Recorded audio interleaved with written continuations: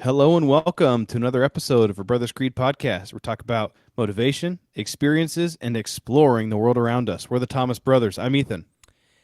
And I'm Jared, and today we're talking about a topic that has to do with exposing yourself, but in a way that helps you grow.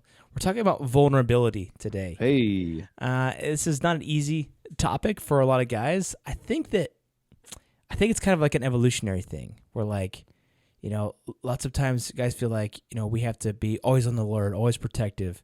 And because of that, we can sometimes be that way with our emotions as well. And that can cause issues.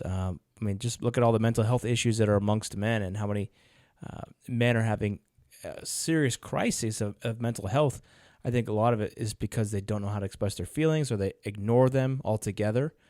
And so we're going to talk about that today and how we can grow through our vulnerabilities. So let's go ahead and dive in. All right, let's do it. Spartans! What is your profession? Any man who must say, I am the king, is no true king. What I do have are a very particular set of skills. Skills that make me a nightmare. If I can change, then you can change. Everybody can change! Let us all unite! Let us fight for a new world, a decent world.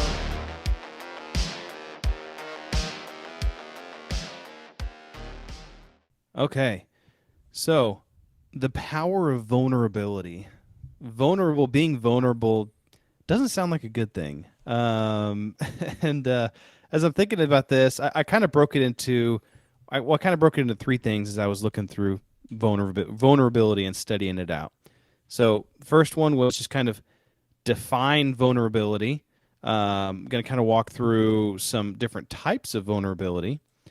And then I want to talk about vulnerability as a weakness, or vulnerability as a weakness and a vulnerability as a strength. Nice. Because I think it's kind of, could be considered one of those two things. And maybe there's some situations where, it's one, but it's not the other. So get into that. So just kind of starting out, vulnerability to me is, and I pulled a couple different definitions of it and kind of molded it into one, but the quality of state of being exposed to the possibility of being attacked or harmed either physically or emotionally. And so opening yourself up, exposing yourself in a way that would leave you open to attack or harm, either physically or emotionally. It's kind of interesting because as men, and maybe this is something we could talk about too, but I think men and women being vulnerable is seen differently, maybe just in society. Whether it should be or shouldn't be, I think it is. But since childhood, most or many men are taught that vulnerability equals weakness, and therefore men are never supposed to be vulnerable. And I don't think that's something that's like taught in school. I think that's something that is just kind of like societal, imprinting on men, that it's seen that, men need to be tough and all this different kind of stuff, but then at the same point they're supposed to be emotional and show their feelings. But then if men are too emotional, then then that's a bad thing, and men then it's just like, oh, they're weak, or they're not masculine. And so that relation between vulnerability and masculinity is really interesting. I think it's So go ahead. I just had like two quotes that maybe kind of are high level, also maybe definitions of vulnerability that I could throw in as we're defining vulnerability. So this one was, there was a TED Talk, a guy named Brene Brown. She wrote a book called The Power of Vulnerability. And she had two quotes that I liked that kind of were about vulnerability. She said, vulnerability is the birthplace of love, belonging, joy, courage, empathy, and creativity. It is the source of hope, empathy, and accountability and authenticity. If we want greater clarity in our purpose or deeper and more meaningful spiritual lives, vulnerability is the path. So that sounds pretty awesome. It's like, hey, that sounds like all like great things. And then she said, vulnerability sounds like truth and feels like courage. Truth and courage aren't always comfortable, but they're never weaknesses. Yeah. So I just want to share that as we're defining I it. like So that. go ahead. Yeah, and I had something about Brene Brown. I looked into that as well, but I wanted to bring it up a little bit later. So there's several different types of vulnerability, and that's broken up into 4 major types: physical vulnerability, economic vulnerability, social vulnerability, and environmental vulnerability. And those are all kind of, I guess, they're kind of self-explanatory, but just wanted to kind of maybe give a couple of examples of some going down the list. Physical vulnerability could be anything from, you're driving in a car and maybe you're driving 10 miles under the speed limit in the fast lane, right? I mean, you're kind of vulnerable at that point. You're putting yourself you're opening yourself up for attack or harm. And maybe that's not, someone might not be actively trying to attack you, but another way, you might be vulnerable if you're walking down the street, a not so good street at 2:00 in the morning with like a gold chain around your neck and a Rolex on your wrist, walking through just flaunting it around. Or also, you might be vulnerable if you don't know how to defend yourself. Exactly. Like you're walking and on so the same street, but you have no skills on how to defend yourself. Yep. Yeah, 100%. So that's kind of physical vulnerability, putting yourself in harm's way or being exposed. Economic vulnerability is anything from potential impacts of an economic crisis, whether it's a business interruption, maybe you're fired from your job, maybe you're living in poverty because of a lifestyle, or you're living paycheck to paycheck. All these different things are causing you to be economically vulnerable. Maybe if you're overspending outside of what you're making, you're setting yourself up there. Social vulnerability is, and these are kind of incidences versus, I think, being vulnerable in general,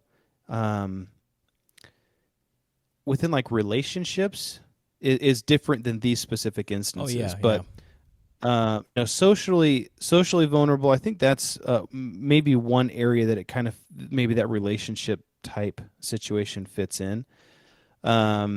But then environmentally vulnerable, I mean, that one's just like, if you live like on the coast of Florida, you're vulnerable to hurricanes, and you're just kind of putting yourself in that situation, or earthquakes or whatever you are in your location. But that's kind of, I guess, overall. But how is that? This is kind of a conversation that we can talk about, is how does that compare to day-to-day interactions with people? How does this kind of translate into the power of vulnerability? How can we utilize these things to make our life better? One thing that you said, Jared, is around the physical vulnerability. If you are, if you don't know how to defend yourself, and you're physically vulnerable, then maybe you kind of realize that, you take it to heart, and then you say, okay, well, I'm going to learn from that vulnerability, and I'm going to become more physically able to carry myself. So they could be teaching opportunities. Yeah.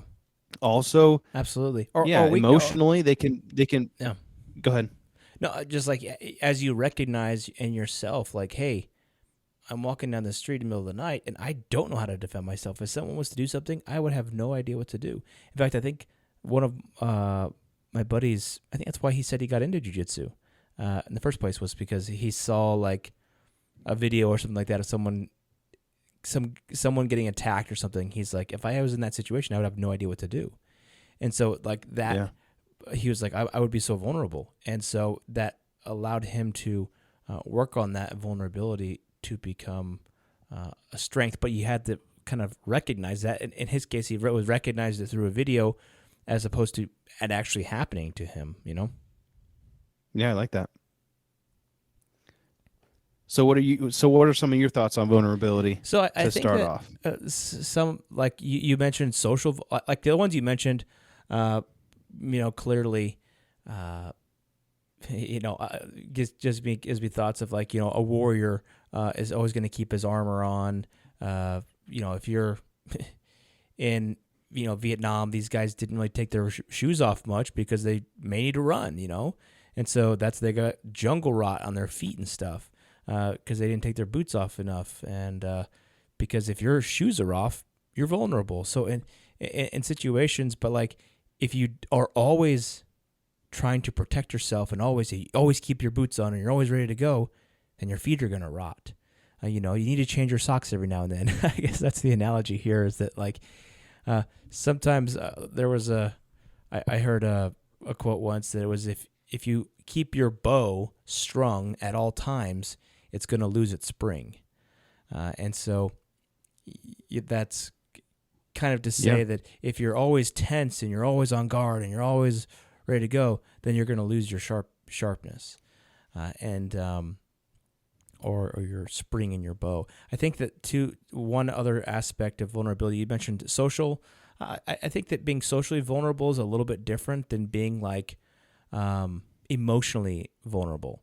But I would say being socially vulnerable is like you're out with some people that you may not know, and they say, "Hey, how was your weekend?" And you're just like, "Oh, well, sometimes it takes courage to say, well, this weekend I went to the shooting range with someone, or say something that might be conceived as controversial, or this weekend I went and something that people might not like. Sometimes that they always say at work, bring your authentic self to work, and I'm always find that interesting because I feel like sometimes if I was to say some things at work, people might not like that, but you know what, I'm like, what are they going to do, man? Like that's who I am. If I come to work and I like, people at work know that I do jiu-jitsu. And so I actually just did a tournament this past week. And so when I came to work, people were like, "Hey, how did your tournament go?" And I told them, and I was just like, "Yeah, we went like this and this and this." Some people are less interested. Some people are more interested, but I'll talk to whoever wants to hear, and is interested. So I think that's part of being vulnerable as well, is allowing yourself to be put out there, to really so people can get to know you, and that's how you make friends, and that's how you can help bless others around you by being that. I think one other way of being vulnerable is like a spiritual vulnerability, and I think this one might be conceived as like more controversial. There was I don't know if you remember this like super cheesy like church video that was from back in the day, and it was about like these kids like putting on the whole armor of God. Do you remember that one? Yeah. So like it was like these kids, and like they were always wearing the armor of God, and it was like, and then like in this video it was like these kids were taking off pieces of their armor, and then they were being tempted in high school or whatever. They were going to parties and drinking, and it was like they were taking off their armor, and they were becoming more vulnerable to attacks from temptation. Yeah, and I think that which is interesting. I think that in some ways that's good, because you have to have you have to be ready for what the world throws at you, right? And that's what I think that whole armor of God thing is saying, is that you have to be ready for what the world is going to throw at you, and these are ways to be ready. The shield of faith, the sword of truth, these types of things. But I also think that can be taken to a little bit of the extreme, to where like you're never letting down your guard, and you're never vulnerable enough to say, "Hey, I actually don't know if this is like I am having a faith issue, or I'm having I need to sharpen my sword of truth." And like, so it's not all about like, if you're sharpening your sword, it's not ready to go, it's not ready for battle. And so, but if you're in a mindset where you always have to be ready for battle, and you're always fighting the world, and you're always this, then you're never sharpening your axe or repairing your armor, or working on yourself, So I think that there are times when it's okay to take off your armor to work on it, if that makes sense. Yeah. Yeah, for sure. So I think, and there's different ways of being vulnerable. I think vulnerability is maybe in like a relationship, being vulnerable to say that, to share with your significant other that, hey, I'm not very strong in this specific thing, or to admit that you are weak in an area, or maybe you have an addictive personality, or maybe it's even, I think, kind of that vulnerability to say, hey, I I've been, so freaking lazy in the morning, and I need some help. Like admitting that, hey, I need some help with something here or the other. I think that's vulnerability as well. Yeah. And I think in a confident or a trusting relationship, um, when you trust the other person, I think being vulnerable with that person allows you to kind of help each other and to foster an environment of growth. Um, so one thing is vulnerability is a strength. Is that vulnerability? It fosters good emotional and mental health.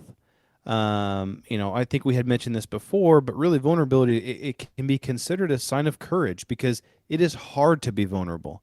A lot of times it's easy just to throw up those walls and to Just not talk about anything. just to not talk or not open up, but to be more, we become more resilient and like and brave, I guess, whenever we embrace who we truly are and what we are feeling. I I had a situation with a friend, and he his wife had a baby, like, I don't know, probably 4 months after my wife had our last baby. And so, I mean, if you're a husband and your wife has had kids, the time of, like, right after having a baby for the next several months is just kind of difficult. Just in many different ways. You got this, roller coaster of emotions and hormones going up and down as you're trying to figure stuff out, your wife's trying to figure stuff out, your baby is trying to figure out this new world. It's just a very stressful time for all involved, not just the father, but for all involved. But I can only speak to my side because I've experienced my side. Mm-hmm. And so, it was kind of interesting because I could tell he was struggling. And he was just like, man, this is really difficult and whatever else. And I was like, hey, well, let's go out to lunch. And we went out to lunch and we talked. And we talked for, I don't know, maybe 20, 30 minutes about just kind of, this time in our lives and in our relationship or whatever. And we talked about it. We were kind of open with each other. But then, we got past that. We started talking about, I think we started talking about guns, and then we just kind of went off on that, right? And so it wasn't this vulnerability that needed to take place for, like, weeks and weeks and weeks, but it was almost like we needed to be vulnerable with each other for, like, 20, 30 minutes, and then we're just like, okay, all right, I feel much better, Yeah. let's move on. And I don't know if that's just a guy thing of being able to kind of open up, talk about something, and then close it back off. That is like, a release of that. But Well, sometimes guys there's need definitely to be validated as well, not just women. yeah. And it's like, hey, man, I'm Yeah. really struggling with this, and it's like really hard to have kids. And it's like sometimes you just need someone else to be like, yeah, it's freaking hard to have Well, kids. yeah. And I think one massive strength of that as well is that it fosters better connections and relationships with others. Mm-hmm. Because I was able to connect with that person on a level that I had not connected with him on before. And this is just a friendship level, but now it's just like, hey, man, we can relate because we were both vulnerable. Our vulnerabilities were very similar, and now it just kind of fostered this better connection and relationship. And Mm-hmm. I think there's power in that, definitely. Yeah, I mean, have you ever been in a conversation with someone who's doesn't want to divulge anything? Like they don't want to be open up at all. And I guess you could say opening up, like that's They don't want to be perceived as weak. they don't want to open up at all. They just want to talk surface level stuff, and that's why, like, I dislike like happy hours and stuff like that, Very because surface level. everybody's just having service level. Hey, what department do you work in? Hey, where do you live? Where are you from? Oh, the weather's great there. Oh yeah, oh, I love that sports team. And it's just like all this surface level stuff where I don't know. It's just like inauthentic, and everyone's just trying. No one's opening up, and like, not that I want to have like serious like, oh, tell me about your failing marriage, or anything like that. I mean, I'm happy to talk to someone like that if they have those issues, but like, I don't know, it's just so surface level, and there's no depth to it, or there's no passion to it. I want to ask people like, what are you passionate about? What do you love? What is something that when you wake up in the morning you're excited to do? That's the kind of stuff, and for people to share that, typically, if they're like, well, in the morning when I wake up, I want to play Dungeons and Dragons. If that's what that may be very vulnerable for them to say that, because they don't want to be perceived a certain way, but really that's what they absolutely love. So, Yeah. But I think sharing those things, allowing yourself to like open and others to open up, it helps us to feel less alone and kind of isolated in what we're doing, especially as men, because we kind of have that wall sometimes of, I don't want to, I think a lot of times around money too. I don't want this person to know how much I make because then, I might make less or whatever else.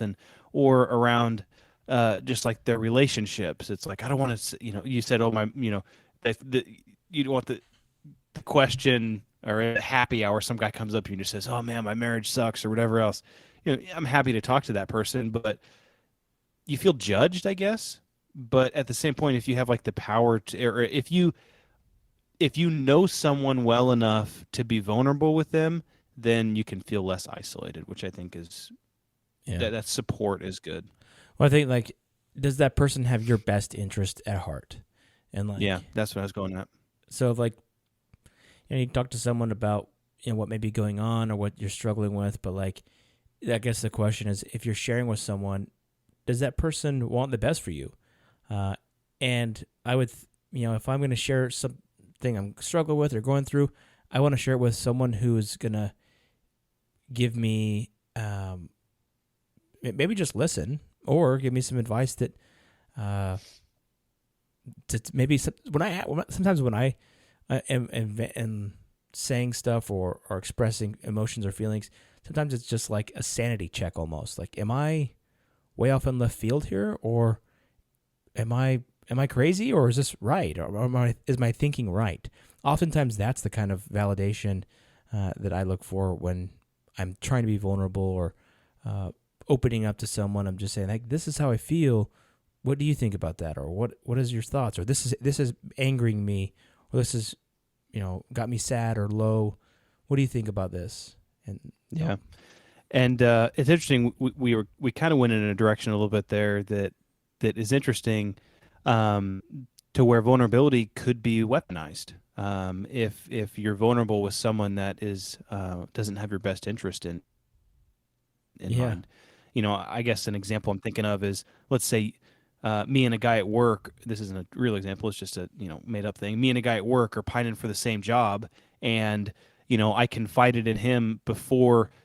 He was the competition, and I confided in him a couple months ago that, man, I'm just really struggling with prioritizing at work, and this one Excel project is really tough and whatever.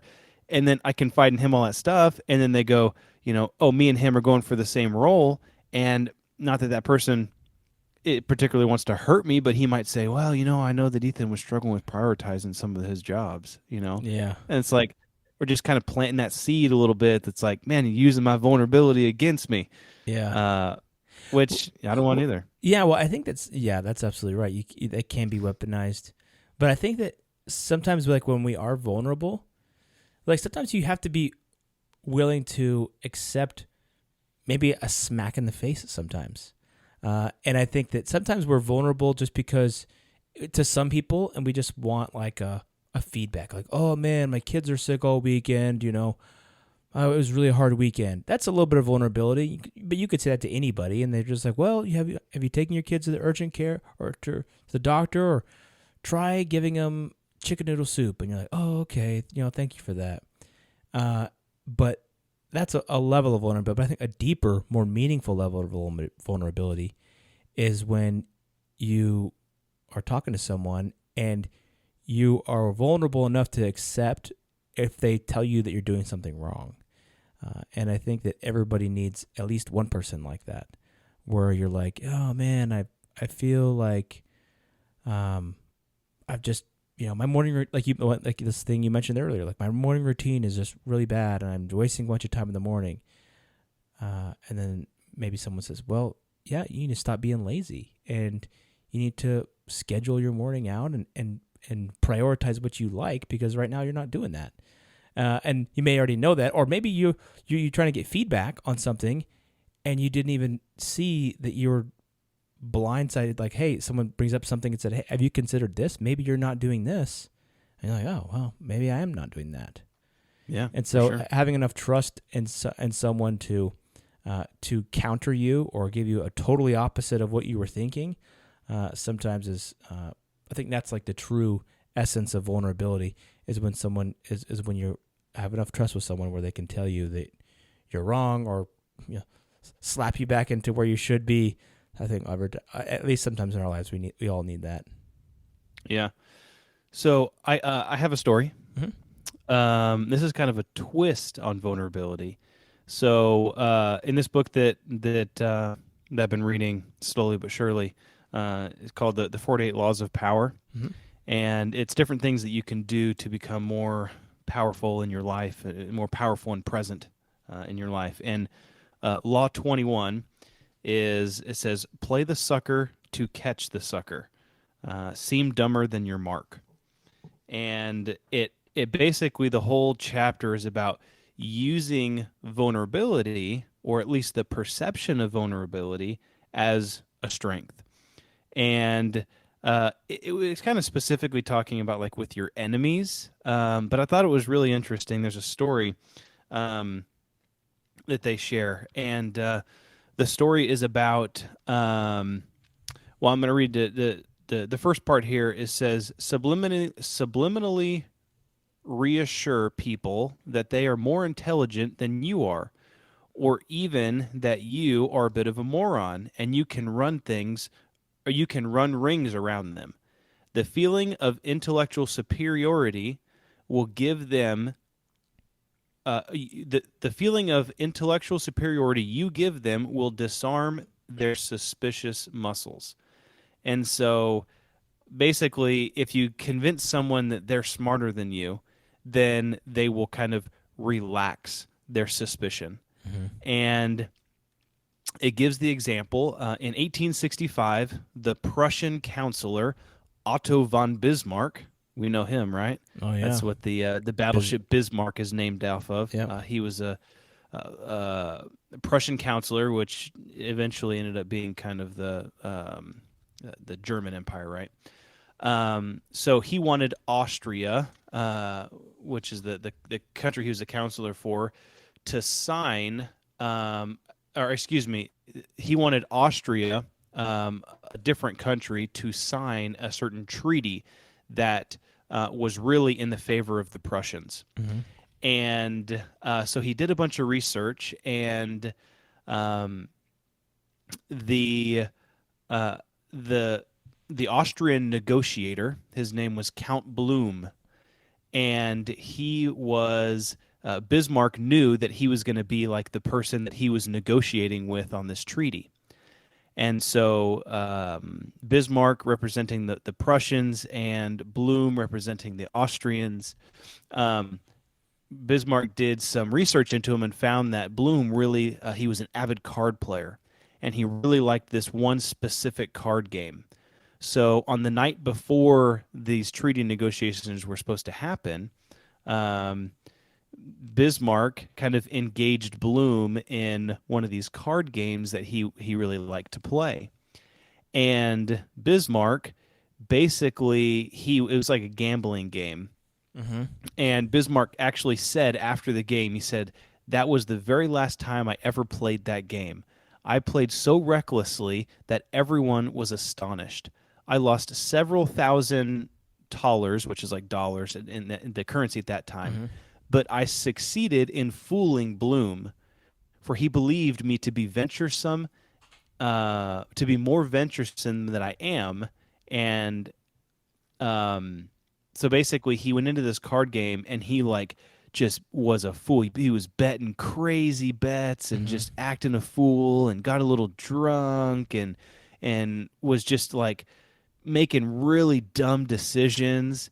And basically Bloom was like, "Oh, this guy's a freaking idiot." And so the next day when they went into the negotiations for this treaty, they negotiated back and forth, and the Austrian guy Bloom was just like, "Man, this guy, I'm gonna walk all over him."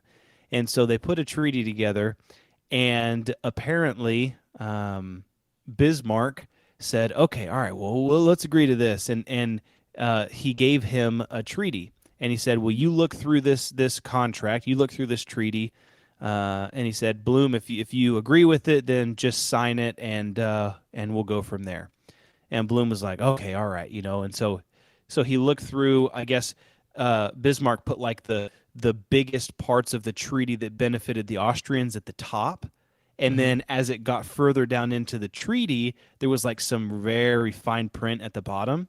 Well, the Austrian guy thought that that this Bismarck guy was such an idiot that he was just like, "Dude, this guy, this contract is so good. Oh, we negotiated this so well." Yeah. But he didn't read the whole treaty. Yeah. He only read the first couple pages of the treaty. So Bismarck was like pushing it, was like, "Oh, you're going to sign it? You're going to sign it? You're going to sign it?" And finally he was like, "Oh yeah, okay." So he signed it, and before the ink was even dry, Bismarck stood up and said, "Well, I could have never believed that I should find an Austrian diplomat willing to sign that document," because he had put like so many things in like the fine print. He had played the fool so well that he like convinced this Austrian guy that he was so superior to him that he thought that he couldn't lose. Yeah. And so he kind of used that essence of trickery, I guess, or of vulnerability, and made the other guy feel superior, and the other guy made a mistake, got too confident. It's like the classic,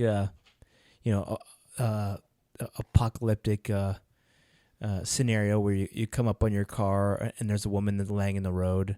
"Help me, help me."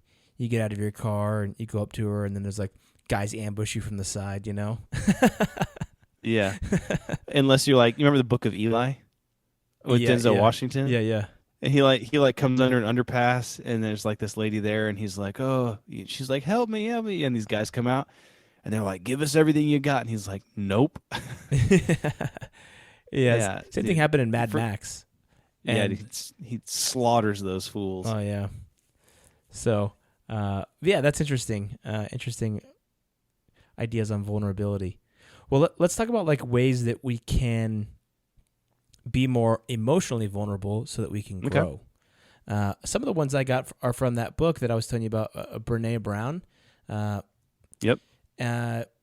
Maybe I just have a couple of them here. Maybe I'll mention each one, and we can each share some ideas that we had thought about on this one. Yeah, for sure. So this one says, first one kind of takeaway from her book was, don't bottle up your emotions.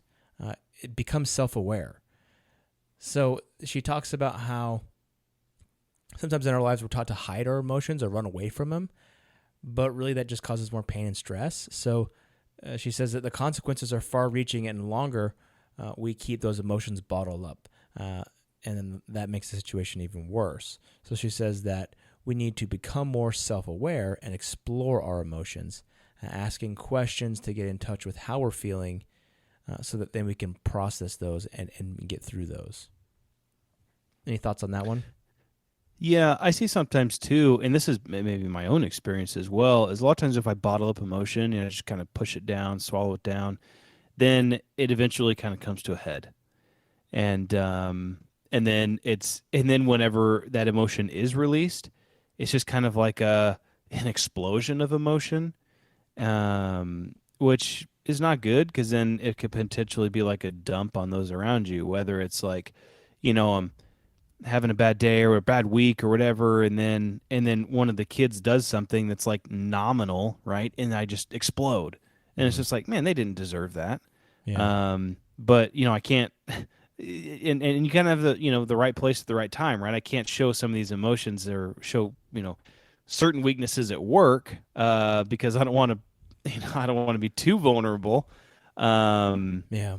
but you got to kind of know your audience, I guess. Well, you need a way to kind of process that, or like get those emotions out, whether that's, sometimes people will journal. They can journal, or they can meditate, or they can talk to a friend, or they can just vent. Sometimes you can vent to your spouse, or sometimes it's just good to vent to a friend who's not your spouse. That way your spouse doesn't have to hear you. Then sometimes it can come off as complaining, but sometimes you just need to get that out. Yeah. I think maybe sometimes just like you're doing triathlons, or just like doing that, or working out at the gym, Going on a motorcycle ride, that helps me. yeah, or going to the range, so that also helps. So that was one of them. Let's go the next one here. This one says vulnerability takes courage. And so we already kind of discussed that a little bit, but she says that vulnerability is anything but weakness. In fact, it takes true strength and courage to allow yourself to be vulnerable. And she says that really when you do that, it unlocks this part of you that allows others to help you, and that takes courage to be able to do that. Because if you're always guarded, it's easy to always be guarded. But if you can open up, that's something that is courageous. Yeah, I agree. What's the next one? Next one here is show up, face fear, and move forward. So she says, in everything we do, fear and criticism will always be there to greet us. Fear is a great a restrictive force, as it stops most people from doing things that are outside of their comfort zone and realizing their true desires. So as we go there and we, face our fears, we can grow outside of our comfort zones. Like, it's not comfortable to, that's one thing that you and I have been trying to do recently, right? Is with some of our athletic endeavors, and even with the podcast in many ways, is like trying to go outside of our comfort zones. Like you've done 2 triathlons so far, and that's not something you've ever done before, and that's new to you. And you're like, you have nerves going into that, and you're like, oh man, like that, you gotta handle all these transitions of getting on off your bike and swimming and all this kind of stuff. And you're like, well, I've never done this before. Am I gonna look stupid, or people are gonna think I'm dumb because I've never done this? And so that takes courage. And then, well, what's interesting? Yeah. What's interesting too is that I remember like my first time, I was super nervous because I didn't know what to expect. I didn't know if people just gonna run past me, or are they gonna I had no idea what was going on. But the second one that I did, I felt so much more comfortable. I just felt like okay, all right, I've done this once. I'll get in there. And so putting yourself in a vulnerable, what seems vulnerable or uncomfortable position more than once kind of helps you to it almost makes that vulnerability become a strength. Yeah. Yeah, absolutely. And so, as you face your fears, you can do that. I think that was the one thing I learned in my whole master's program. So save yourself thousands of dollars and just know that you are capable of doing anything. You are capable. I think I say you because I think anybody is, but in this case, I learned that I'm capable of doing almost anything, even something that's well outside my comfort zone. I can learn it and I can do it. And so sometimes I need to remind myself of that when thinking about things that I want to do. So let's see. The next one here is seek excellence, not perfection. She says that perfectionism is the belief that if we live perfectly, look perfectly, and act perfectly, we can avoid the pain of blame, judgment, and shame. But then she says perfectionism isn't about growth, improvement, or personal achievement. It's about fear and avoidance. Therefore, what you should really be focused on is realizing excellence, the best version of ourselves despite your flaws. This perspective is healthy, inclusive, and leads to personal growth and opposed to the flawed perfectionism. One thing I always think about with this is that there is a Japanese art form, and it's called kintsugi. I think I pronounced it right. That stands for Golden Journey. And what these folks do is that, and this kind of goes along with the art form called kintsukuri, and that's what's just called golden repair. So really, there's kind of like the art form, and then there's like the specific repair where they will repair broken pottery by mending the break points with like a lacquer that's mixed with a gold powder. So if you can imagine taking out like a pottery bowl, dropping on the floor, it breaks into several big pieces, and then what they do is they put it back together with like this lacquer, but they mix it with gold, so you have like these gold lines that are like repairing the bowl. And the whole idea is that it's a metaphor for embracing your flaws and imperfections, and that you won't realize your full potential until you go through tough times. And so it's kind of a beautiful art form that says that the imperfections in you, and as you begin to refine those, that's what makes it beautiful, not necessarily it being perfect, which is what I think the dichotomy of what perfectionism is and what being excellent or just working through your flaws and realizing that they're there and just working on them to be better, as opposed to perfectionism. Yeah. Interesting. That's kind of cool.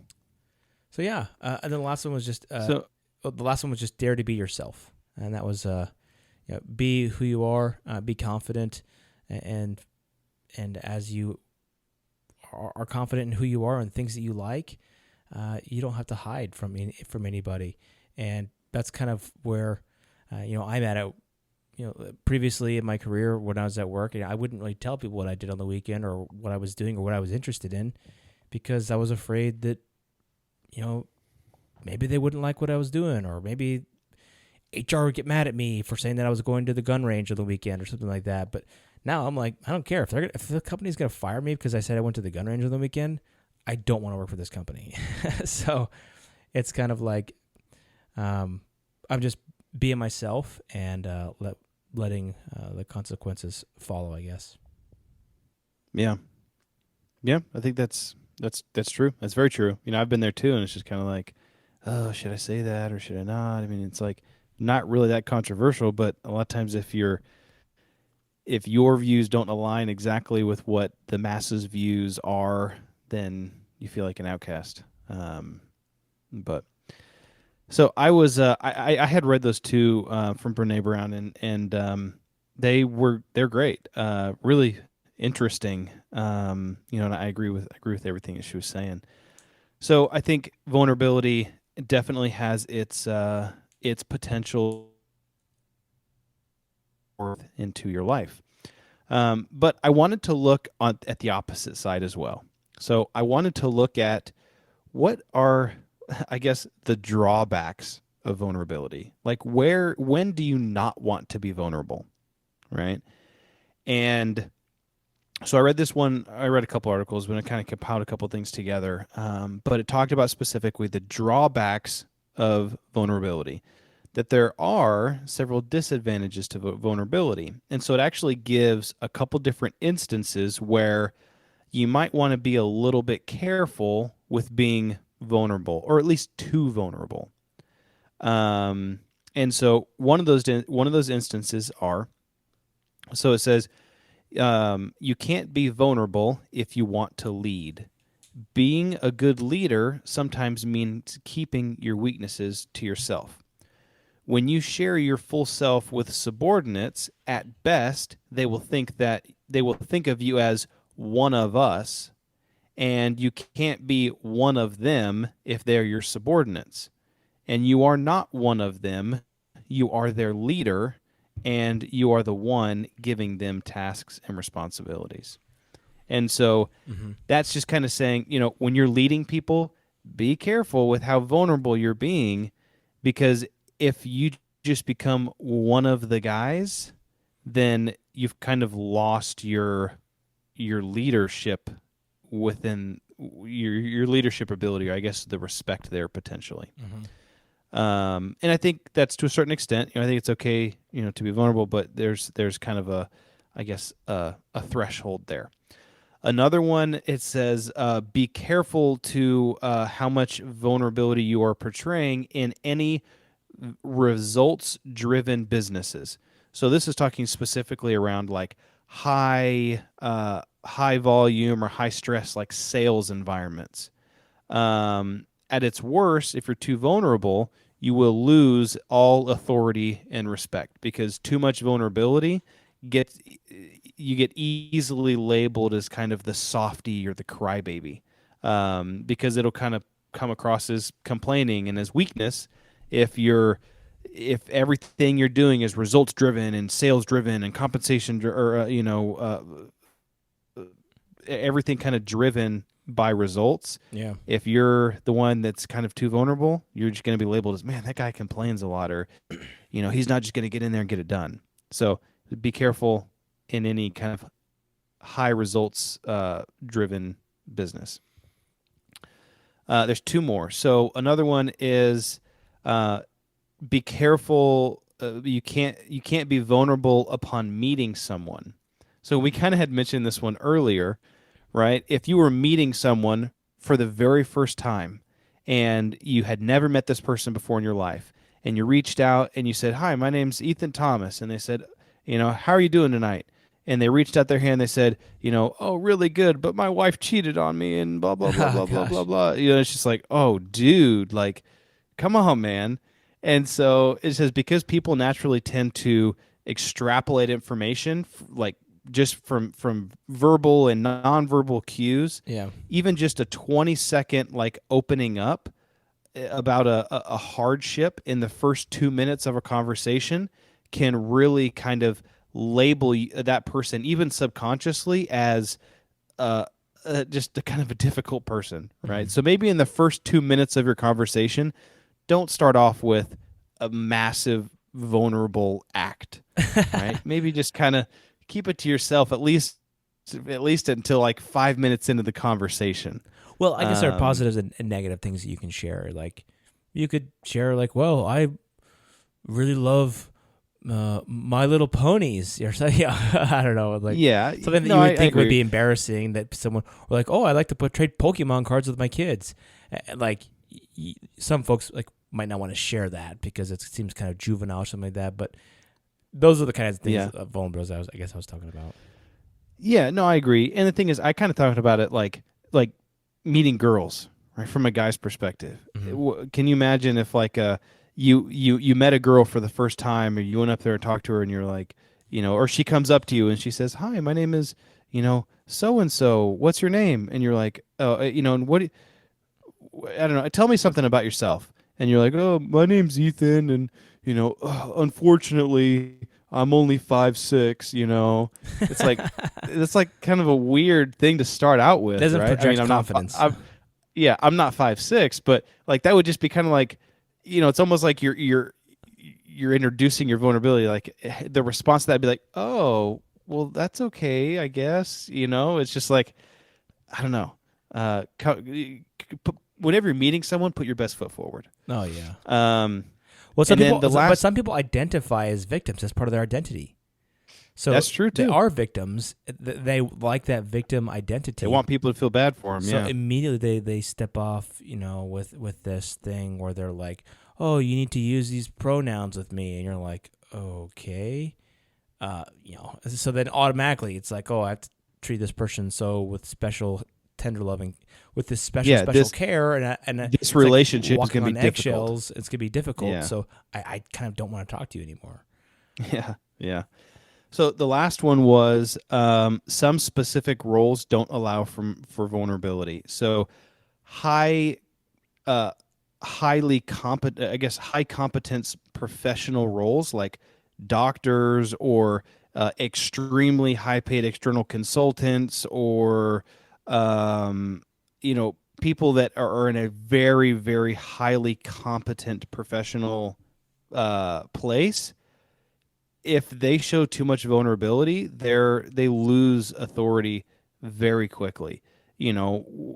How would you feel if you like had a brain tumor and you went in and you were like, okay, doc, how does this look? Or how comfortable are you? And the doc's like, oh, well, I don't know. You know, I always get kind of really nervous and shaky before these, and I don't know how it's going to turn out. I mean, how's that going to make you feel? You're like, oh, dude. Yeah, well, that's their area of expertise, though. But like, if I went in and like I was talking to a doctor and he was very confident in what he could do, but yet he was comfortable enough to, cry with me when something terrible happened. Like if you go in and your child is having surgery, your child ends up dying, and the doctor comes in and he's equally sad with you. I think that would be like very human. Yeah, I think that's 100% a vulnerability, and I guess, but that's outside of the competence of their role.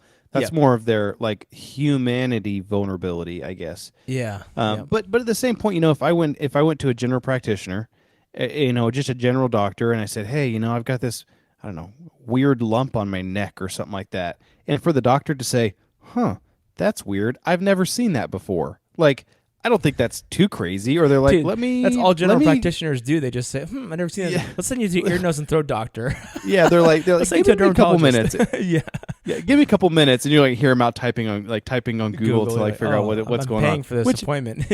Yeah, which that's fine. That vulnerability to a certain extent. But let's say you paid you paid like a consultant, a highly compensated consultant, $600 an hour to come in and to fix your legal structure of your company, and you're like, are you sure this is going to work? Like, and they're well, I don't know, it didn't work at the last company, but maybe this time it will. It's like, oh, dude, it's like you're not giving me much confidence here. Yeah. So yeah, I agree. So there's certain situations where I think it's maybe a good idea to vanquish all vulnerability and be confident in exactly what you're doing. Yes. If you're charging $600 an hour, you better know what you're doing and be confident in that. Yeah, for sure. And even, if not that vulnerability is a bad thing, but maybe just like, I don't know, I guess just check your words. Think about your words before you say them sometimes. Yeah. Don't shoot yourself in the foot a lot of times. I think in some circumstances, it's good, and others it's bad. Just read the situation. What is it? Social awareness, right? We had a whole episode on social awareness. So that's a good one. Mm-hmm.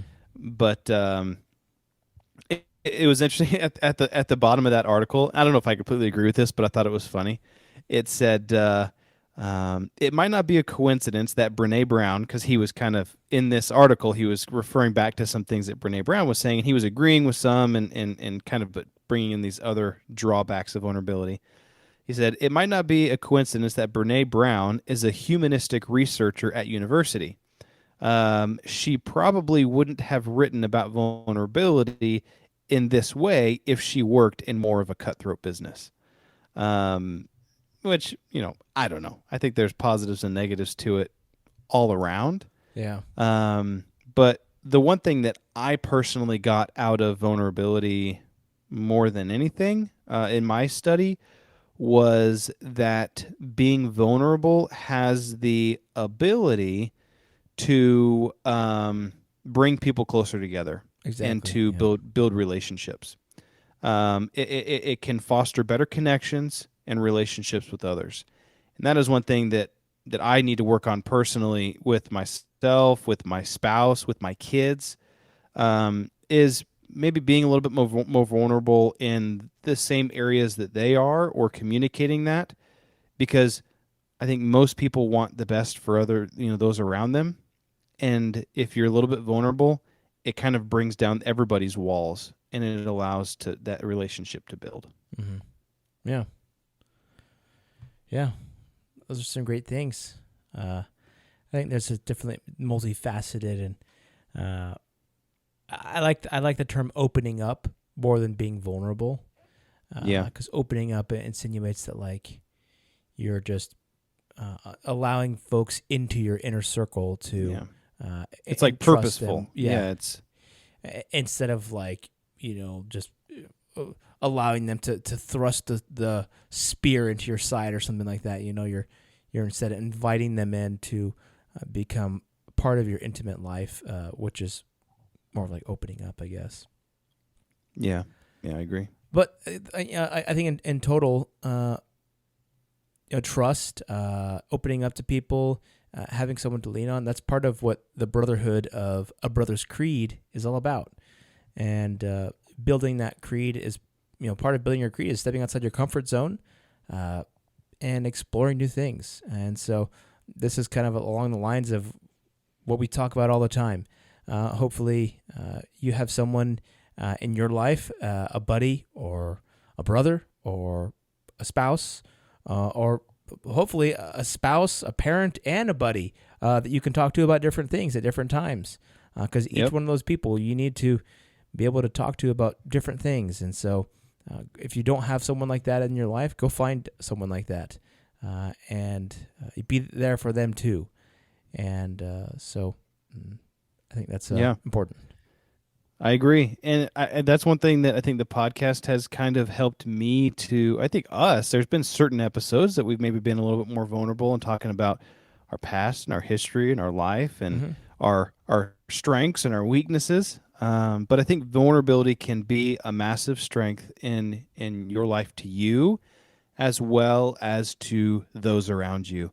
And anyone that wants to become stronger and build relationships in their life should in some way, to some extent, introduce vulnerability. So let's introduce vulnerability whenever we need to, at the right amount, and let's build that creed together. Let's do it.